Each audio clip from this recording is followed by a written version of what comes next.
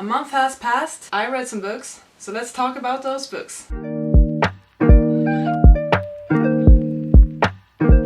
Hello everyone, welcome back to my channel. My name is Charlotte. Today I thought I would be doing my August wrap-up. I'm trying out a new setting or background, so please let me know what you think. If you prefer this type of setting compared to my blank wall with my pillows, then let me know and I will rearrange my books here so it looks nicer. In August I read a total of 10 books. I know, that's crazy. 6 of them were physical books and 4 of them were digital books. What I read was a total of 4 fantasies, 2 romance books, 1 poetry book, 1 sci-fi book, 1 thriller, and 1 contemporary. And the rating was, I gave 5 books 3 stars, 3 books 2 stars, and 2 books 5 stars. The first book that I read this month was One to Watch by Kate Stayman London. Basically it's about a plus-size blogger who ends up being the Bachelorette in this book's version of the Bachelorette. I believe the program is called The Main Squeeze. So she's this season's main squeeze and she will have a bunch of guys trying to pursue her. I only gave it 3 stars. I did enjoy parts of the book, but most of the parts I didn't really care that much about, I think. I didn't really connect to any of the characters or the story itself, I believe. Also, I'm someone that have never watched a single episode of The Bachelor or The Bachelorette. Those types of shows is not necessarily my cup of tea, although I don't mind the concept for this book. Like, I actually thought it sounded quite fun that she was being a part of this competition. I don't know, maybe it does play some part in why I didn't enjoy the book as much as some of the other books I read this month, but it's a solid read. Following One to Watch, I read The Unhoneymooners by Christina Lauren. I read this book because it has the fake dating trope, which we all know and love, or at least I do. Oh my god, it was so good! I love this book. I love this book so much. I read it in just 2 days. It's everything you want from that trope. The story is basically about a girl whose twin sister is getting married. She's the maid of honor for this wedding. Meanwhile, the groom, his brother is his best man. But the thing is that the best man and the maid of honor, they don't really get along that well. There's some history behind why, but basically they don't like each other. Due to some circumstances that happens during the wedding and the reception, everyone gets food poisoning except for the maid of honor and the best man. Which means that the honeymoon that was planned for the wedding couple, they can't go on it because they're sick and puking their guts out. So the trip goes to the maid of honor and the best man. They travel under the names of their siblings, which means that they have to fake being a newly wedded couple, completely in love. I highly enjoyed this one. It has all of the things that you want from a story like this. It has the humor, the romance, the awkwardness, the bickering, all of those things. It's great. And what I definitely enjoy about this one is that none of the main protagonists is a jerk, which is quite typical. Like, if you're trying to write that, oh, there's some beef between these characters, one of them is a complete jerk, with honestly no way of getting, like, redemption, usually. So it's always quite unbelievable when a couple of that does get together, because, well, he was a douche, why would you date him? But in this case, it's not that unbelievable that they might fall for each other. Highly, highly recommend this one. I loved it so much. Fake dating is one of my favorite tropes.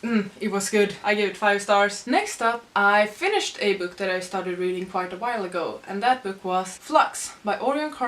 This is like a poetry book, I would say, or I'm not too sure how to describe it, but there's a bunch of poems, bunch of, like, perhaps diary entries is a good way to describe it, but it's a very personal book by this author.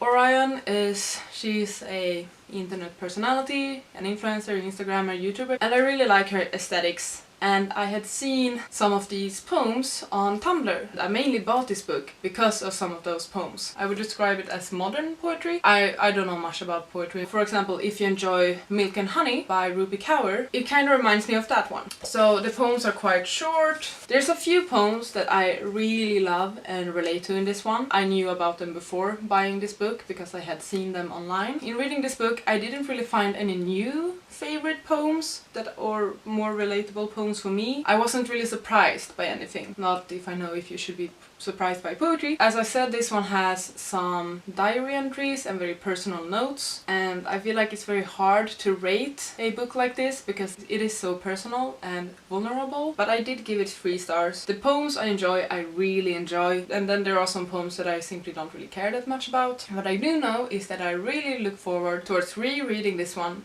if I'm ever experiencing a heartbreak. I'm currently not going through a heartbreak, so perhaps you need to be in some other state of mind to fully appreciate this one. The illustrations are really beautiful, and as you see, I do have some poems that I really enjoy. Following Flux, I read the one, the only Midnight Sun by Stephanie Meyer. Yes, I read Midnight Sun by Stephanie Meyer. It took me 2 days to complete this one. It's a complete 750 pages from Edward's point of view, and me being completely in love with Edward Cullen, at least when I was 13, and having Edward Cullen as a favorite character, of course I would enjoy being in his mind for 750 plus pages. I gave it 5 stars, but keep in mind that it was 13-year-old Charlotte that gave this one 5 stars. I heard some of the critique toward this book, and I do agree with most of it. If I had not had the relationship that I have to Twilight, to the series, to Edward Cullen, the character, this probably wouldn't have been a 5-star read for me, because yes, it is boring.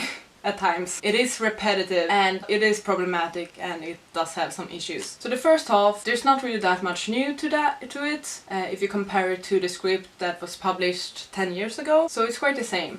The second half though is definitely so much more exciting because we're getting new scenes, we learn more. What I did enjoy about this book is that we do learn a lot more about the Cullens, about Edward, and also this book does so much for Bella's character. In Twilight, we're seeing Bella through her own eyes, and she has bad self-esteem, she's shy, so she doesn't seem that interesting. In this book, we view Bella through Edward's eyes, so this book definitely does a lot for building Bella's character, which I think is very important, and it answers to a lot of the critique that Twilight had. If you're a fan of Twilight and if you're a fan of Edward Cullen, I would recommend this one. If you're not, don't really bother. I've seen some critique about the book being very similar to Twilight, repetitive. I mean, it's the same book from another person's point of view. Of course the conversations are going to be the same.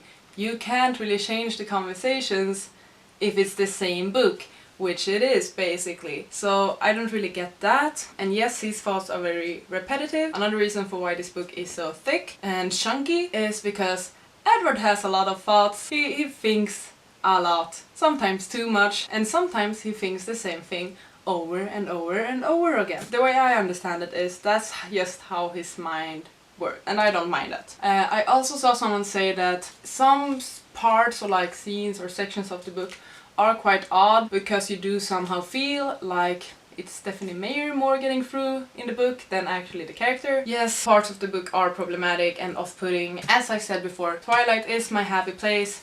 This character is my happy place. Actually, by the last couple of chapters, I was so intrigued, I was so excited. So many things were revealed that were also building up for the events that will happen in New Moon, which I think is so cool. I'm one of those that if Stephanie Meyer ever feels like writing all of the other books from Edward's perspective, please do. I would love that, although I'm pretty sure it won't happen. After Midnight Sun, I read Galatea by Madeline Miller. It's the same writer who wrote Circe and the Song of Achilles. It's a very short story, about 20 pages. It's about a marble sculptor whose masterpiece, a statue of a beautiful woman, comes alive. It basically describes a bit about her life. I was confused by the first couple of pages, but then I actually got into the story, and then the story ended. It's hard to rate this one, because how do you rate only 20 pages? I gave it 3 stars. If it had been longer, it could definitely have been a 4 or 5 star read. The next book I read was This Is How You Lose the Time War by Amal El-Mutar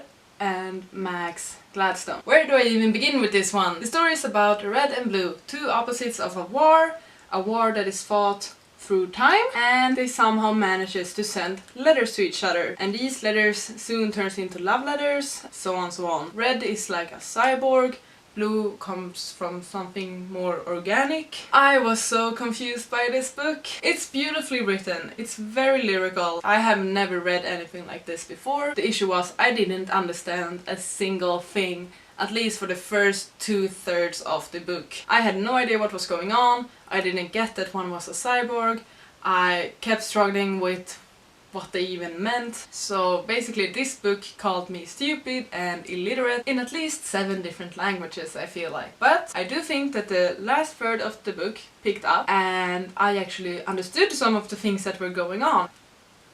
I did give it 3 stars because I can appreciate the book, I can appreciate the story, the idea, the writing. I would like to reread this one in the future, but that time around I would definitely take notes of every single little thing that the characters tried to explain so that I actually would understand what's going on. Following that book, I read Sharp Objects by Gillian Flynn. If you don't know, Gillian Flynn is also the author of Gone Girl. I've watched the movie Gone Girl, but I haven't read any of her books. So this was my first Gillian Flynn book, if not the first, then one of my very first thrillers. And it was really good. The book is about a journalist going back home to her hometown and staying with her family in order to cover the murders of 2 little girls. Being back in her hometown, researching these murders, brings up some things about this journalist's past. I really enjoyed this one. It was very exciting. I liked the writing a lot. The writing is very bold. I definitely want to read some other books by Gillian Flynn. All the trigger warnings to this book, like all of them. Yeah, this one gets very dark. There's a lot of trigger warnings for obviously murder, I guess, but more like self-harm, trauma, I don't even know, but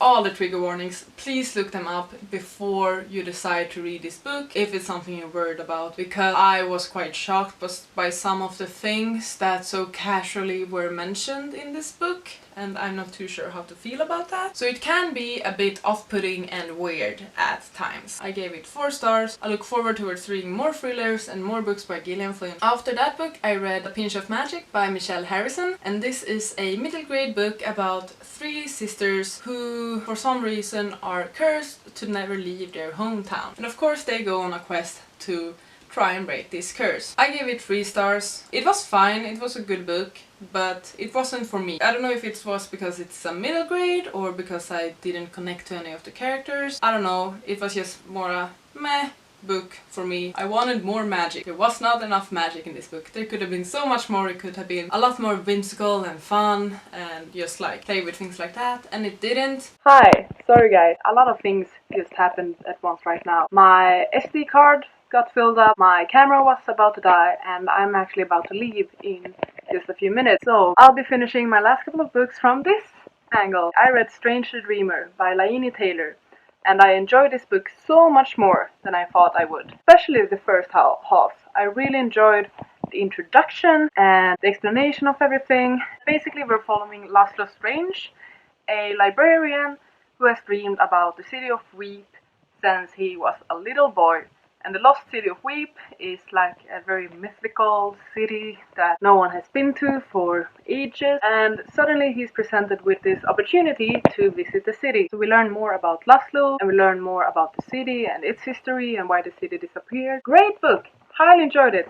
Gave it 4 stars. It's really nice. I like the writing. I'm very impressed. I look forward towards reading News of Nightmares. I might check out Laini Taylor's other series, the Daughter of Smoke and Bone. If you think I should, let me know. It was great.